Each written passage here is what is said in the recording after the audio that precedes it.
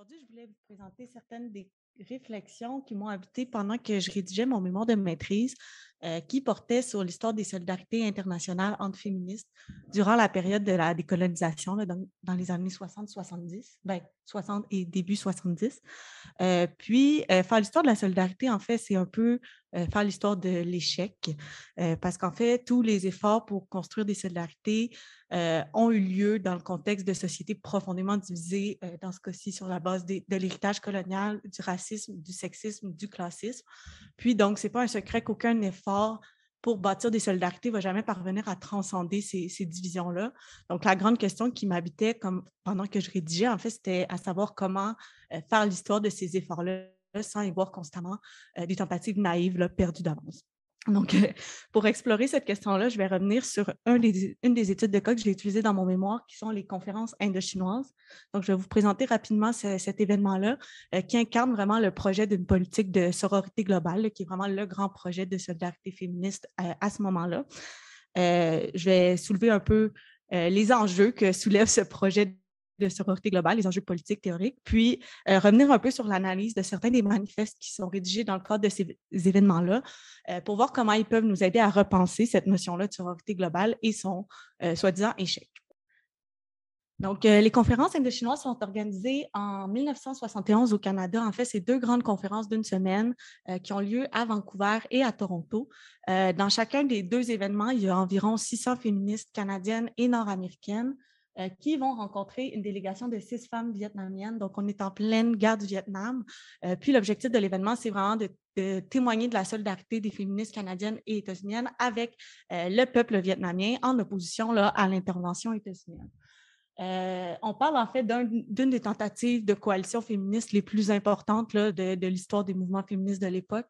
Donc, l'événement va réunir des membres du mouvement de libération des femmes, des membres du mouvement lesbien, des militantes Black Power, des militantes du mouvement autochtone, des militantes Chicana, donc pour la libération des Mexicaines américaines. Donc, vraiment un espèce d'éventail sans précédent là, de groupes féministes qui tentent de se coaliser dans le cadre de cet événement-là. Ce qui en fait, selon moi, vraiment un des événements fondateurs dans l'émergence de ce qu'on va appeler la deuxième vague féministe, parce que c'est vraiment la première fois là, où on va tenter de construire des ponts entre vraiment un ensemble éclaté de collectifs locaux pour se constituer en mouvement cohérent. C'est aussi dans le cadre de cet événement-là là, que va vraiment émerger puis se populariser l'idée de la sororité globale, qui incarne un peu le projet de bâtir une solidarité politique entre féministes par-delà les frontières géographiques, politiques, culturelles, raciales, puis qui va vraiment devenir un peu là, un des projets forts de la seconde vague féministe. Donc, les conférences indo-chinoises sont aussi un cas d'étude particulièrement intéressant pour mettre en évidence, en fait, les nombreux axes de tension puis de division là, qui traversent le mouvement à l'époque. En fait, comme je vous le disais, c'est vraiment une des plus vastes tentatives de coalition. Donc, il va y avoir un large éventail de groupes qui ont des visions souvent complètement différentes là, du féminisme, de la lutte, de la solidarité. Puis, donc, quand va venir le temps d'organiser l'événement, il y a des conflits là, parfois violents qui vont éclater entre les différentes tendances, surtout, en fait, sur la question du racisme. Donc, ces conflits-là vont amener la plupart des historiennes à conclure à l'échec du projet de conférence, à conclure à l'échec du projet de coalition et même plus largement là, à l'échec du projet de sororité. C'est un peu ce qu'écrit Candice Klein ici. En fait, elle dit à propos des conférences qu'elle reflète les limites d'un projet de collaboration internationale fondé sur les fondements idéologiques instables de la sororité. La sororité a échoué à unir les femmes à une échelle globale parce que ça ignorait les inégalités et les expériences de vie fondamentalement différentes des femmes. Et les conférences indo-chinoises sont un bon exemple des conflits qui ont suivi. Donc, ces critiques-là de l'événement s'inscrivent vraiment dans le cadre d'une remise en question plus large là, de la sororité comme projet politique. Les premières critiques vont venir du courant Black féministe qui vont critiquer en fait certains discours hyper universalisants qui sont associés à la politique de sororité en dénonçant un peu la tendance à masquer les inégalités raciales qui se cachent derrière ces discours-là. Puis aussi, la sororité globale va être remise en question de manière encore plus fondamentale par la pensée queer, en fait, qui va remettre en question la pertinence même de bâtir une solidarité politique entre féministes en s'appuyant sur l'identité femme. Donc, ces critiques-là ont vraiment servi de point de départ là, à ma réflexion dans mon mémoire. Par contre, j'ai rencontré un problème, en fait, pas avec ces critiques, mais avec la manière dont elles sont appliquées par certaines historiennes, en fait, qui, quand on s'intéresse à la littérature sur la question, toutes les études qui mettent l'accent sur les angles morts du projet de sororité vont rester centrées sur l'analyse de quelques discours produits toujours par les mêmes féministes blanches de classe moyenne bourgeoise. Puis c'est vraiment ces discours-là qu'on va critiquer avec raison. Mais en faisant ça, on s'attaque à une conception bien particulière de la sororité qui est portée par les féministes radicaux. Mais je trouve qu'en se concentrant uniquement sur ces discours-là, on en vient vraiment à proposer une vision étriquée là, de l'effervescence politique de la période. Puis, je trouve qu'on en vient même à construire une espèce de méta-récit sur ce qui était le féminisme de l'époque qui va renforcer l'hégémonie du féminisme blanc parce qu'on va rendre invisible toutes les luttes de féministes ou de militantes plus marginalisées qui ont pu débattre, contester cette vision-là de la sororité, proposer des visions alternatives ou même, on va le voir, adhérer, elles aussi, à un projet politique dit de sororité pour des raisons qui leur sont propres. Donc, c'est pour ça que je veux un peu revenir en arrière, puis montrer en fait que la sororité, c'est pas un projet qui est univoque, qui est stable, qui est hégémonique, puis qui aurait donc pu réussir ou échouer, mais c'est vraiment un projet qui est constamment débattu, contesté, remis en question par vraiment une grande variété d'actrices. Puis, je trouve ça important en fait de reconnaître les contributions très diverses qui ont pu cohabiter là, à l'époque pour construire ce projet de solidarité féministe. Pour le bien de ma présentation, je me limite ici à l'action de 3 groupes qui ont pu prôner une politique de sororité dans le cadre des conférences indo-chinoises. Mon idée, c'est d'un peu comprendre qu'est-ce que ça voulait dire pour ces groupes-là et pourquoi elles adhéraient à ce projet-là. Donc, je m'intéresse à l'action de la délégation vietnamienne, du mouvement de libération des femmes et d'un autre mouvement féministe qui existait en marge à ce moment-là ou en parallèle, celui du féminisme dit tiers-mondiste. Donc, je vais y revenir, mais je voulais commencer par la délégation vietnamienne. Pour bien comprendre le rôle de ces militantes-là, il faut vraiment se replonger dans le contexte de la guerre du Vietnam. Donc, en fait, depuis le début des années 60, le Vietnam va être le théâtre d'un affrontement entre les forces capitalistes et communistes. Puis, au Vietnam du Sud, il va avoir en place un régime libéral de Diem qui est très proche des États-Unis. Ce qui va faire dire au mouvement de libération communiste, en fait, que ce régime-là est un régime marionnette à la solde des États-Unis qui incarne un peu l'impérialisme états-unien en Asie du Sud-Est. Donc, c'est pour cette raison-là qu'il va y avoir une guérilla de libération communiste du Vietnam du Sud qui va s'opérer. Puis, cette lutte-là va être vraiment présentée par les personnes qui luttent comme un combat qui serait dans la continuité là, des mouvements de décolonisation de l'Indochine. Face à ces guérillas-là, la réaction des États-Unis va être extrêmement violente, donc bombardement massif du territoire sud-vietnamien. Vraiment, l'objectif est de détruire complètement tous les réseaux de guérillas. Puis la violence de l'opération va déclencher une forte réaction là, en Amérique du Nord avec des grands mouvements pacifistes qui vont dénoncer l'intervention américaine et revendiquer le retrait des troupes. Donc, c'est un mouvement qu'on connaît assez bien, mais ce qu'on sait moins, c'est que ce n'est pas juste une initiative spontanée là, de la société civile nord-américaine. En fait, c'est aussi un mouvement qui est vraiment encouragé puis stimulé par les forces communistes vietnamiennes elles-mêmes. Donc, en fait, en 1967, le Parti communiste vietnamien va lancer l'ouverture de ce qu'il appelle un front diplomatique et élaborer toute une stratégie de diplomatie populaire. En fait, le but, c'est de mobiliser la société civile vietnamienne, les syndicats, les organisations, les intellectuels, les artistes pour créer des ponts avec les mouvements sociaux nord-américains. Puis, l'idée, c'est d'à travers ces liens-là, d'encourager les mobilisations pacifistes en Amérique du Nord pour augmenter la pression sur Washington dans l'espoir que Washington retire ses troupes ou au moins pondère un peu sa stratégie sur le terrain. Donc, c'est vraiment dans ce contexte-là que l'Union des femmes vietnamiennes va être mandatée, en fait, pour construire des ponts avec les mouvements féministes nord-américains et les encourager à faire de la question du Vietnam un enjeu fort là, dans leur mobilisation. Donc, l'Union des femmes vietnamiennes va donc entrer en contact avec certains collectifs féministes pour demander et proposer que soient organisées les conférences. Puis, c'est aussi elles qui vont vraiment insister là, sur l'importance d'avoir la coalition la plus vaste possible pour vraiment construire un contre-pouvoir massif face à l'impérialisme américain pour l'attaquer de l'intérieur. Donc, ici, je vous ai mis un extrait d'un discours qui est livré par la délégation en vue des conférences, puis on voit vraiment cette insistance-là là, sur l'idée de coalition. Donc, on parle de la chose la plus importante, c'est de mobiliser les plus larges forces possibles pour mener à bien nos actions.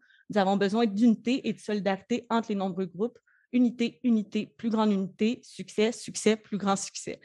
Donc, c'est vraiment un peu le mot d'ordre là, qu'elles vont sans cesse répéter. Elles vont insister sur l'importance d'inviter le plus grand nombre de groupes possible.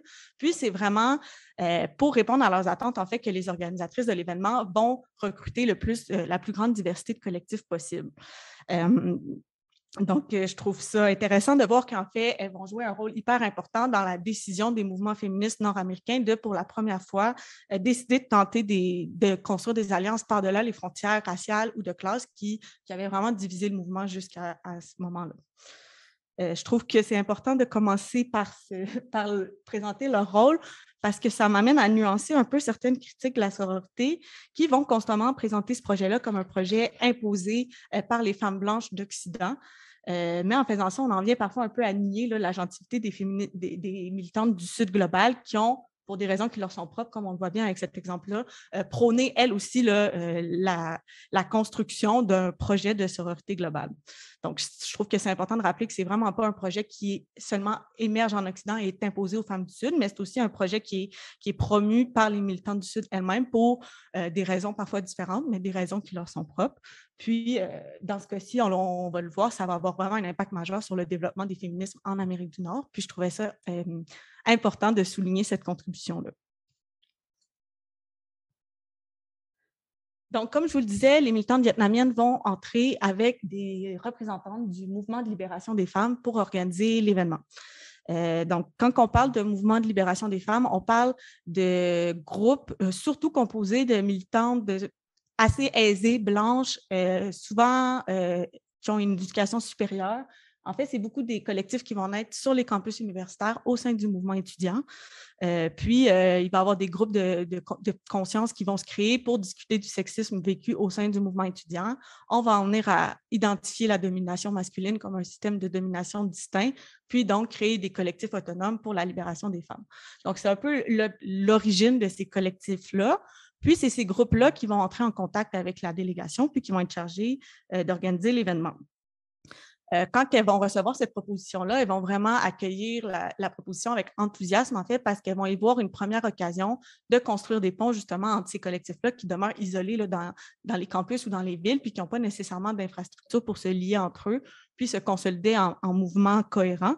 Donc, elles accueillent avec enthousiasme l'idée de conférence, puis c'est un peu ça que dit ici des membres du Montreal Women's Liberation qui expliquent: nous espérons que ce qui sortira de cette conférence sera un fondement pour une solidarité et une communication à partir de laquelle nous pourrons construire un mouvement plus uni et plus efficace. Donc, on voit vraiment ici qu'on a affaire à un mouvement naissant qui n'a pas une plateforme politique claire ou une idée claire de la nature du fondement de cette solidarité-là. On n'a pas un projet fixe qui pourrait réussir ou échouer, mais on a vraiment l'impression, en fait, qu'aux yeux des militantes de l'époque, le fondement d'une solidarité féministe demeure encore à inventer. Puis, l'événement va être un peu l'occasion là, de réfléchir collectivement pour inventer ce fondement-là. Donc, pour ce faire, les organisatrices vont proposer de rédiger ce qu'elles appellent une déclaration de sororité qui serait rédigée par tous les collectifs impliqués dans l'événement, rédigée collectivement, puis remis à la délégation vietnamienne en guise de solidarité. Puis, dans le rappel de texte, elles disent: il nous faut trouver de nouvelles manières de comprendre les liens qui unissent nos vies et nos luttes. Donc, encore une fois, on voit là, qu'à l'époque, la sororité, c'est vraiment une espèce de projet qui demeure flou, ouvert, malléable. En fait, on réfère surtout en fait, à une volonté d'ouvrir un espace de débat qui permettrait de construire des ponts là, entre un ensemble hyper éclaté d'initiatives. Puis, je trouve que quand on retourne dans les sources, en fait, ça m'a amené à remettre en question l'idée cliché qu'on a de ce projet-là. Souvent, on pense en fait que ce projet politique repose vraiment sur une essentialisation naïve du genre. Mais je trouve que quand on retourne dans les archives, en fait, la plupart des personnes impliquées ne semblent pas prendre pour acquis qu'il y aurait un lien naturel là, qui unirait les femmes. Au contraire, on semble penser la sororité comme un travail actif là, de construction de ponts puis de développement théorique pour nourrir ou créer des liens qui n'existent pas encore. Donc, comme je vous le disais tantôt, en parallèle du mouvement de libération des femmes, les conférences indochinoises vont servir de théâtre là, à la construction d'un tout autre mouvement féministe qui se construit en parallèle à la même époque. Donc, c'est un mouvement qui va se revendiquer du féminisme tiers-mondisme. En fait, c'est une initiative qui va naître de militantes Black Panthers de la région de New York qui entendent parler du projet de conférence, puis qui décident de profiter de l'événement pour créer des liens entre les militantes qui appartiennent à différents mouvements antiracistes là, qui se multiplient à l'époque. Donc, elles vont décider, en vue des conférences indochinoises, d'organiser une délégation qu'elles disent de Third World Women. Aujourd'hui, on dirait de femmes racisées en vue de l'événement. Puis donc, pour faire ça, elles vont entrer en contact avec des militantes chicanas, autochtones, des militantes portoricaines, des membres d'un groupe de marxistes là, de libération des populations américaines d'origine asiatique. Donc, vraiment tout un effort de réseautage pour constituer 2 grandes délégations de 300 Third World Women en vue de chacune des 2 conférences. Je trouve ça hyper intéressant de retourner observer là, la constitution de ce réseau-là parce qu'on voit vraiment, c'est vraiment un moment fondateur dans la constitution d'un mouvement qui va devenir, on voit en fait la pensée la genèse d'un mouvement qui va devenir intersectionnel, là, sans se nommer comme ça à l'époque, mais vraiment une première volonté de se fédérer entre militantes antiracistes pour lutter conjointement contre le racisme, le sexisme et le capitalisme. Puis, dans le fond, pour annoncer leur participation à cet événement-là, les militantes vont rédiger des manifestes, des lettres ouvertes, des tracts pour expliquer leur démarche, en fait, justifier leur choix de participer non seulement en tant que femme, mais surtout en tant que femme du tiers-monde. Puis, à travers ces textes-là, il y a vraiment toute la genèse d'une nouvelle pensée féministe, puis d'une nouvelle conception de la sororité alternative qui émerge là, en tentant de justifier le choix. Donc, ici, je vous ai mis un extrait d'un texte rédigé par une militante chicana qui relate une rencontre avec les militantes vietnamiennes, puis qui dit elles ont, les femmes vietnamiennes, commencé à comparer les réserves autochtones aux camps de concentration ennemis dans leur pays. Tout ce qu'elles disaient, nous pouvions relate et comparer avec ce qui nous arrivait ici. Nous nous sommes vraiment sentis comme leurs sœurs. Donc, on voit ici vraiment une conception alternative de la sororité qui ne se forge pas vraiment sur le genre, en fait, mais qui repose vraiment sur le sentiment de partager une histoire commune puis d'être partie prenante d'une même lutte contre le colonialisme. Donc, ça fait un peu le tour de mon panorama des groupes impliqués. En guise de conclusion, je voulais vous laisser sur des réflexions des militantes qui pensaient à leur expérience là, au sein des événements. Puis, je trouve que ça résume vraiment particulièrement bien toute la complexité d'une politique de sororité. Donc, premièrement, je voulais revenir rapidement sur la question des conflits dont je vous ai parlé au début. Donc, ils sont nombreux à éclater. Je ne veux pas m'attarder sur les conflits, mais je voulais juste souligner en fait qu'aux yeux des militantes, ces conflits-là, ce n'est pas la marque de la faillite ou de l'insuffisance du projet de sororité. Au contraire, elles semblent même considérer que c'est partie prenante là, du processus. Donc, ici, on a les membres de la délégation tiers-mondiste qui, après avoir vraiment critiqué de manière hyper virulente le racisme de certaines féministes blanches, elles concluent en disant, encore une fois, nous présentons ces critiques parce que nous voulons construire une sororité authentique et faire face aux différences qui nous divisent. Il y a une autre militante qui parle, elle, de sa confusion quant au meilleur moyen de générer de l'unité dans un monde qui est façonné, qui est fondé sur la désunité. Puis elle parle de l'importance de ne pas sous-estimer le travail difficile nécessaire pour passer par-dessus ces années de division-là. Donc, vraiment, on voit qu'il n'y a pas un abandon de l'idée de sororité, mais plutôt une idée d'un processus constant ou d'une lutte constante pour lutter contre un système qui génère constamment de la division.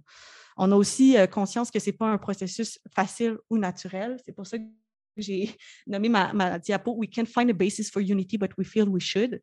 En fait, au terme de l'événement, les délégués vietnamiennes vont demander à l'Assemblée « C'est quoi votre plus grand défi à partir de maintenant, vous, féministes nord-américaines ?» Il va y avoir un débat de plusieurs heures sur la question et la seule conclusion à laquelle on en vient, c'est celle-là. Puis je trouve que cette conclusion-là résume parfaitement là, toute l'ambiguïté de cette politique de sororité. Donc, une part, on a pleinement conscience qu'on est un mouvement éclaté, qu'il n'y a pas vraiment d'expérience fédératrice, qu'on essaie d'allier vraiment une grande quantité de subjectivité, mais en même temps, on sent muet là, par une espèce de sentiment d'urgence d'être capable de lutter collectivement malgré tout. Donc, en fait, si on veut définir l'idéal de la sororité, je pense que c'est vraiment là que ça se trouve. En fait, c'est une volonté d'ouvrir un espace de débat qui permettrait de contenir là, toute cette diversité-là des expériences, des aspirations, sans renoncer à la possibilité de lutter ensemble. Puis, selon moi, le cas des conférences indochinoises montre que c'est un projet qui ne peut jamais réussir dans le sens où il n'y a aucun discours, aucun projet politique qui peut contenir l'ensemble des aspirations puis des expériences de toutes les militants qu'on souhaite fédérer. En fait, plus on va tenter de construire des solidarités pluralistes, des coalitions hétérogènes, plus on va être confronté à cette posture d'échec, à faire tenir ensemble là, un ensemble hyper diversifié d'expériences. Puis, je vais finir là-dessus, mais à mes yeux, cet état-là d'échec perpétuel ne devrait pas nous amener à... En fait, ce n'est pas nécessairement quelque chose de négatif. Là. Selon moi, c'est partie intégrante de la dynamique constante de tout mouvement social. Puis même, c'est la condition même d'existence d'un mouvement qui serait pluraliste ou hétérogène ou diversifié.